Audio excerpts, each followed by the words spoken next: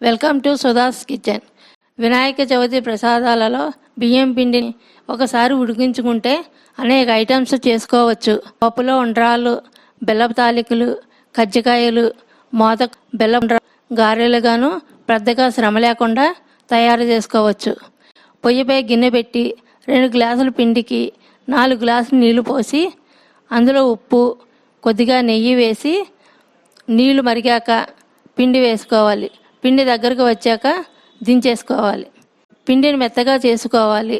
ముందుగా పప్పులో ఉండ్రాళ్ళు సిద్ధం చేసుకోవాలి. పెసరపప్పు ఉడకబెట్టుకుని కొద్దిగా ఉప్పు కూడా వేసుకోవాలి. ఇందులోనే చేసిన ఉండ్రాళ్ళు వేసుకుని ఉడకబెట్టుకోవాలి. 5 నిమిషాలు ఉడికాక గిన్నెలోకి తీసుకోవాలి. ఇప్పుడు బెల్లపు తాలికల కోసం ఇలా సన్నగా పొడవుగా వచ్చేలా చేసుకోవాలి. పొయ్యిపై గిన్నె పెట్టుకుని ఇందులోని గ్లాసుడు నీళ్ళు, గ్లాసుడు బెల్లం, యాలకుల పొడి, కొద్దిగా కొబ్బరి వేసి మరిగించుకోవాలి. నీళ్లు పొంగు వచ్చాక పొడవుగా చేసుకున్న తాలికలు వేసుకోవాలి. పావుగంట పాటు సిమ్లో ఉడికించుకోవాలి. ఉడికాక గిన్నెలో తీసుకోవాలి. ఇప్పుడు మోదకులకు కొబ్బరి నూజు రెడీ చేసుకోవాలి. బాండీలో కొబ్బరి, బెల్లము తురుము వేసి దగ్గరకు వచ్చాక దించుకోవాలి.